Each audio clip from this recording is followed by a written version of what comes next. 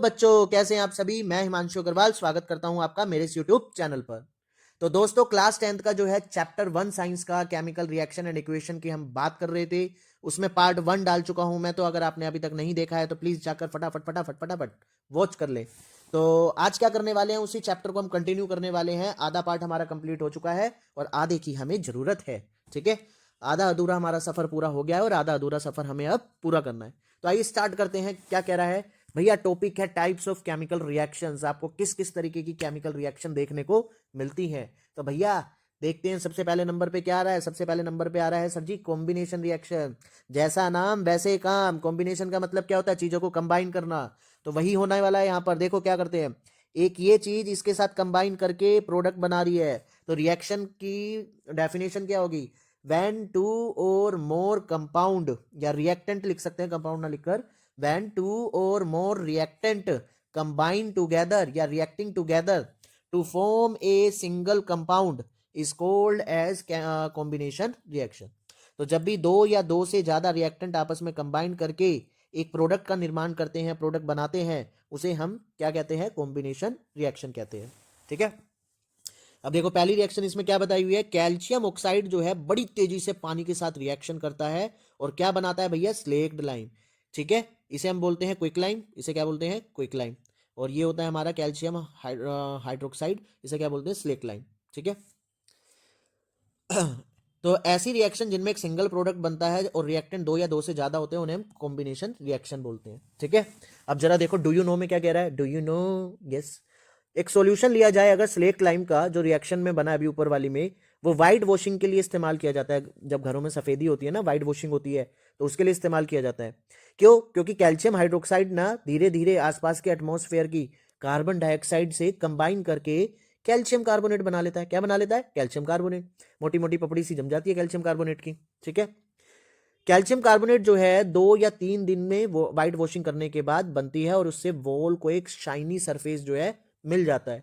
तो कैसा होता है देखो, कोई आपने कैल्शियम हाइड्रोक्साइड लिया, स्लेक लाइम, कार्बन डाइऑक्साइड से रिएक्शन करा जो हमारी एटमॉस्फेयर में था, कैल्शियम कार्बोनेट बन गया। ठीक है, और प्लस में थोड़ा सा वाटर बन गया। तो ये रिएक्शन थी। चलो और रिएक्शन देखते हैं। कार्बन ऑक्सीजन से रिएक्शन करके कार्बन डाइऑक्साइड बना रहा है, हाइड्रोजन ऑक्सीजन से रिएक्ट करके वाटर बना रहा है। तो ऐसे आपको बहुत सारी रिएक्शंस मिलने वाली है। ठीक है, इसी के बीच में आपको एक दे रखी है एक्सोथर्मिक एंड एंडोथर्मिक। ये एक्सोथर्मिक और एंडोथर्मिक है, देखते हैं जरा, इसमें पढ़ते हैं। अब भैया एक्सोथर्मिक, एक्सोथर्मिक ये वर्ड दो से बना है। एक्सो, एक्सो का मतलब होता है एग्जिट।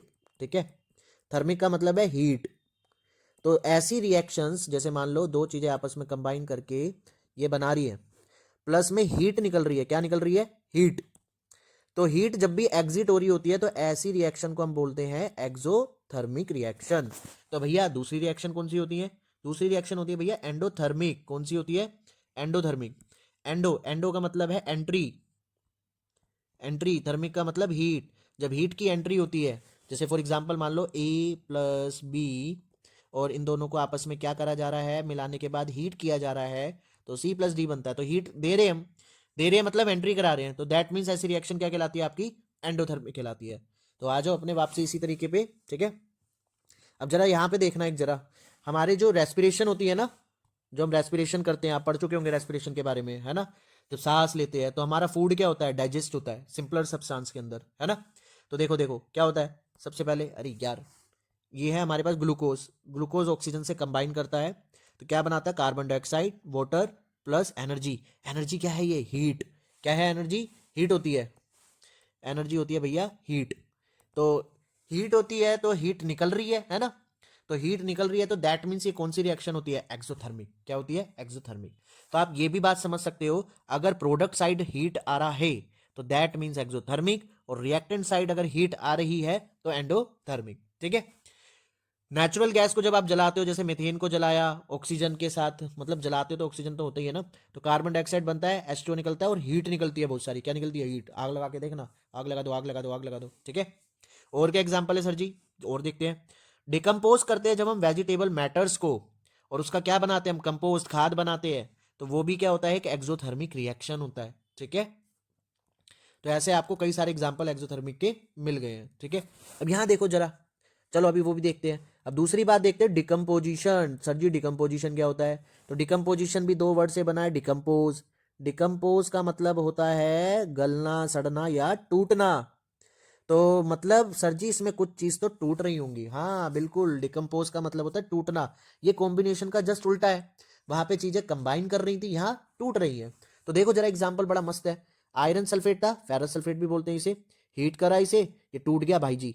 पहला प्रोडक्ट बना फेरिक ऑक्साइड, सल्फर डाइऑक्साइड। तीसरा बना सल्फर ट्राइऑक्साइड।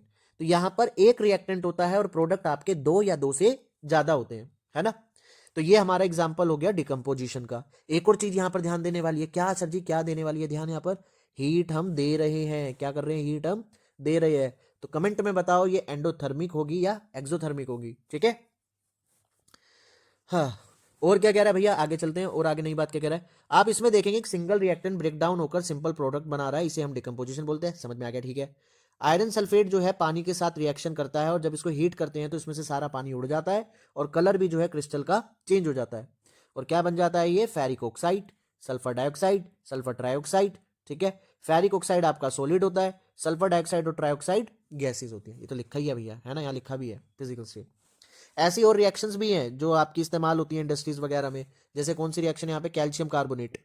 इसको फिर हीट करा तो क्या बन रहा है? क्विकलाइम और कार्बन डाइऑक्साइड, दो चीजें बन रही है एक से। तो ये भी क्या है? हमारी डिकम्पोजिशन है, ठीक है। चलो चलो चलो चलो चलो आगे चलते हैं, ठीक है। तो यहाँ पर देखो, यहाँ पे क्या हो रहा है, यहाँ पे एक लेड नाइट्रेट को हम क्या कर रहे हैं? गर्म कर रहे हैं। तो हीट दे रहे हैं उसको।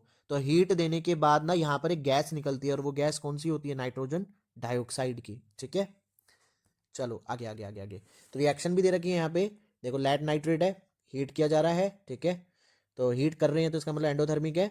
और लेड ऑक्साइड बन रहा है, नाइट्रोजन डाइऑक्साइड बन रहा है और ऑक्सीजन बन रहा है, ठीक है। वाटर की इलेक्ट्रोलिसिस कर रहे हैं। वाटर की इलेक्ट्रोलिसिस में भी क्या होता है बेटा? वही होता है, सेम चीजें। H2 होता है। H2O को हम क्या करते हैं? हीट करते हैं इलेक्ट्रिसिटी की हेल्प से।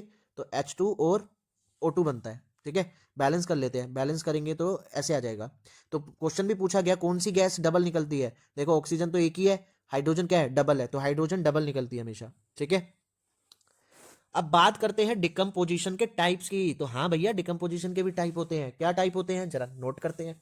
डिकम्पोजिशन भाई तीन तरीके से कर सकते हैं हम। कितने तरीकों से? तीन तरीकों से। या तो हम हीट की हेल्प से कर सकते हैं, ठीक है। या फिर भैया हम इलेक्ट्रिसिटी की हेल्प से कर सकते हैं। या फिर हम लाइट की हेल्प से कर सकते हैं। ये तीन चीजों से हम जो है डिकम्पोजिशन कर सकते हैं। हीट वाले को हम बोलते हैं थर्मल डिकम्पोजिशन। क्या बोलते हैं? Thermal decomposition. और इलेक्ट्रिसिटी वाले को क्या बोलते हैं? इलेक्ट्रल डिकम्पोजिशन या इलेक्ट्रो डिकम्पोजिशन भी बोल सकते हैं, ठीक है, इलेक्ट्रो। और लाइट वाले को क्या बोल सकते हैं हम? Photo decomposition. क्या बोलते हैं? Photo decomposition. अभी मैंने जो इलेक्ट्रोलिसिस बताई H2O की, वो हमारा इसका एग्जाम्पल हो जाएगा, ठीक है, इलेक्ट्रो डिकम्पोजिशन की। और थर्मल डिकम्पोजिशन की तो अभी आप इतनी सारी पढ़ के आ ही चुके हो। जरा देखो यहाँ पर थर्मल डिकम्पोजिशन की बताता हूँ। देखो यही वाली देख लो, ऊपर वाली है ना, ये वाली आपको दिख रही है। अरे यार क्या हो गया, ये पलट क्यों गया? ले, इसमें आप हीट दे रहे हो तो ये भी क्या है? थर्मल डिकम्पोजिशन है। तो भैया अब सनलाइट वाली बची, दो तो हो गई हमारी। अब सनलाइट वाली देखो बिल्कुल नीचे दे रखी है तुम्हारी, ये रही। वाओ, क्या कर रखा है यहाँ पर? सिल्वर क्लोराइड जो है सनलाइट की प्रेजेंस में सिल्वर और क्लोरीन में टूट जाता है, ठीक है। और ये किससे टूट जाता है? सिर्फ सनलाइट की हेल्प से। सनलाइट की जब पड़ती है इसके ऊपर तो टूट जाता है। तो होता क्या है? सिल्वर क्लोराइड ना ग्रे कलर का हो जाता है सनलाइट में, ठीक है। और सिल्वर मैटर हमें मिल जाता है उसमें से। तो ये हमारा है कौन सा? Photo decomposition. कौन सा है? Photo decomposition. तो तीनों के एग्जाम्पल भी बता दिए हैं, तो डिकम्पोजिशन के चांसेस ज्यादा हैं पेपर में आने के, तो अच्छे से पढ़ लें, ठीक है। नेक्स्ट चलते हैं भैया आगे फटाफट, जल्दी जल्दी जल्दी जल्दी जल्दी, ठीक है। एक और रिएक्शन दे रखी है, सिल्वर ब्रोमाइड सनलाइट के प्रेजेंस में सिल्वर और ब्रोमीन देता है। ये रिएक्शन आपकी ब्लैक एंड व्हाइट फोटोग्राफी में यूज हुआ करती थी। अब तो रंगीनों का जमाना है भैया, रंगीलों का, है ना। तो डिकम्पोजिशन में हमेशा एनर्जी रिक्वायरमेंट होती है, हीट की फॉर्म में होती है या लाइट की फॉर्म में या इलेक्ट्रिसिटी की फॉर्म में। तब जाकर जो है बॉन्ड टूटते हैं और जो है आपका बनता है एलिमेंट। तो डिकम्पोजिशन एक एंडोथर्मिक रिएक्शंस होती हैं सारी की सारी, ठीक है। चलो नेक्स्ट आ जाओ भैया, और क्या दे रखा है आगे? अरे एक पेज छूट गया क्या? हाँ, ये रहा नीचे। अब पढ़ते हैं भैया डिस्प्लेसमेंट रिएक्शन। डिस्प्लेसमेंट रिएक्शन में भैया क्या होता है वो जरा देखते हैं। डिस्प्लेसमेंट रिएक्शन में क्या होता है? दो कंपाउंड होते हैं आपके, ये देख लो। एक होता है अमीर और एक होता है गरीब, ठीक है। ये अकेले वाला तो अमीर है और ये गरीब का परिवार है, कॉपर सल्फेट। ये अमीर क्या करता है? इसके परिवार में दरार डाल देता है और खुद जो है जुड़ जाता है। देखो कॉपर को हटा दिया और आयरन खुद लग के आयरन सल्फेट बन गया और बेचारा कॉपर अकेला हो गया। तो ये रिएक्शन मैं ऐसे भी समझा सकता हूं कि कॉपर सल्फेट सॉल्यूशन में अगर मैं कील को डाल दूं, ठीक है, तो उसका ना कलर चेंज हो जाता है। तो ब्लू कलर होता है पहले सॉल्यूशन का, देखो यहाँ पे ब्लू कलर दिखाया हुआ है, और ब्लू कलर से क्या हो जाता है, आपका कलर फेड हो जाता है। तो ऐसा इसलिए होता है क्योंकि आयरन जो है वो कॉपर की जगह लग जाता है और आयरन सल्फेट बन जाता है, ठीक है। अब भैया कौन किसको खिसका देता है, इसका भी तो कुछ लॉजिक होगा ना। तो बिल्कुल है भैया, आइए समझते हैं। क्या कहते हैं, आप सही जगह पर आए हैं, हम आपको समझाते हैं क्या होता है। एक याद करनी पड़ेगी, क्या, कनक कनक मांगे अल्लाह से जन्नत की फरियाद, सुने पब्लिक हर कोई, अगर तो आओ। तो ये देखो, ये छोटा सा है, ये इसमें क्या है, ऊपर वाला ना अमीर है और नीचे वाला गरीब है, ठीक है। नीचे वाला क्या है, गरीब है, और अमीर हमेशा गरीब को लात मार के भगाता है। तो जरा ये एग्जांपल समझ लेते हैं कैसे, देखो देखो देखो, इसको मिटो देता हूँ थोड़ा इजी रहे। अरे रबड़ रबड़ रबड़ रबड़ रबड़, मिटो दिया। अब यहाँ पर देखो, यहाँ देखो देखो देखो देखो देखो क्या है, यहाँ आयरन है और एक कॉपर है, ठीक है। आयरन और कॉपर देखते हैं कौन अमीर है। आयरन का, आयरन का, आयरन का, ये रहा आयरन। कॉपर का है, कॉपर का है, कॉपर का है, ये रहा कॉपर। तो आयरन और कॉपर में से कौन अमीर है, आयरन अमीर है भैया, आयरन ऊपर है ना। तो ये अमीर कॉपर को क्या मारेगा, लात मारेगा। तो लात मार दी, देख लो, लात मारी और खुद लग गया जाकर, बेचारा कॉपर अकेला हो गया। नीचे आ जाओ, नीचे आ जाओ, नीचे देखो, जिंक और कॉपर है। जिंक और कॉपर देखते हैं, zinc zinc zinc zinc zinc zinc zinc, ये रहा जिंक। जिंक ये रहा और कॉपर का है नीचे है। फिर से अमीर कौन है, जिंक है, तो जिंक कॉपर को लात मार देगा और खुद लग जाएगा। नेक्स्ट आ जाओ, नेक्स्ट नेक्स्ट नेक्स्ट नेक्स्ट, यहाँ पे लेड और यहाँ पर है कॉपर। लेड और कॉपर में देखते हैं, लेड का लेड, ये रहा लेड। लेड अमीर है, कॉपर नीचे है, तो लेड कॉपर को लात मार देगा। तो ये आप याद कर लीजिए, ठीक है, जो मैंने बनाया है, कनक मांगे अल्लाह से जन्नत की फरियाद, सुने पब्लिक हर कोई, अगर तो आओ, ठीक है। इससे आपको अच्छे से याद रहेगा, आपको कभी दिक्कत नहीं आएगी, ठीक है।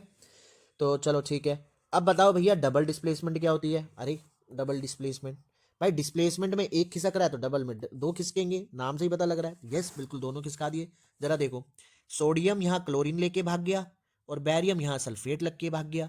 दोनों ऐसा लग रहा है सोडियम ने बैरियम को और बैरियम ने सोडियम को खिसका दिया। देखो, बैरियम सल्फेट के साथ लग गया तो क्या बन गया, बैरियम सल्फेट, और सोडियम क्लोरीन के साथ लग गया तो क्या बन गया, सोडियम क्लोराइड। बाकी बैलेंस तो कर ही लेना आप, है ना, सिखा दिया है। तो ऐसी रिएक्शन जिसमें दोनों कंपाउंड एक दूसरे के एलिमेंट को डिस्प्लेस कर देते हैं, उन्हें हम डबल डिस्प्लेसमेंट रिएक्शन बोलते हैं, ठीक है। तो यहां पर एक नया वर्ड और दे रखा है, प्रेसिपिटेशन रिएक्शन। प्रेसिपिटेशन रिएक्शन का मतलब होता है जब आपका कोई एलिमेंट पाउडर की फॉर्म में है, कंपाउंड पाउडर की फॉर्म में है, पीपीटी, पीपीटी को बोलते हैं प्रेसिपिटेट। तो यहाँ पर जो बैरियम सल्फेट है, सोडियम क्लोराइड है, ये पीपीटी की फॉर्म में आते हैं, पाउडर की फॉर्म में। तो जब भी पाउडर की फॉर्म बनती है तो उसे हम प्रेसिपिटेशन रिएक्शन बोलते हैं। अरे वाह सर जी, आपने तो बहुत बढ़िया बताया। चलो फिर आगे, है ना, आगे देखते हैं। आगे लास्ट है आपकी ऑक्सीडेशन एंड रिडक्शन, और इसके बाद आपका कोरोजन और रेंसिडिटी का थोड़ा सा टॉपिक है। तो क्या कहते हैं ऑक्सीडेशन एंड रिडक्शन, देखते हैं जरा। ऑक्सीडेशन का मतलब है भैया ऑक्सीजन का जुड़ जाना या फिर हाइड्रोजन का हट जाना, दोनों में से एक चीज होगी, ठीक है। दोनों एक साथ नहीं होती है, दोनों में से एक चीज होगी। ऑक्सीडेशन में क्या है, ऑक्सीजन का जुड़ जाना प्लस, अरे प्लस ऑक्सीजन या फिर माइनस हाइड्रोजन।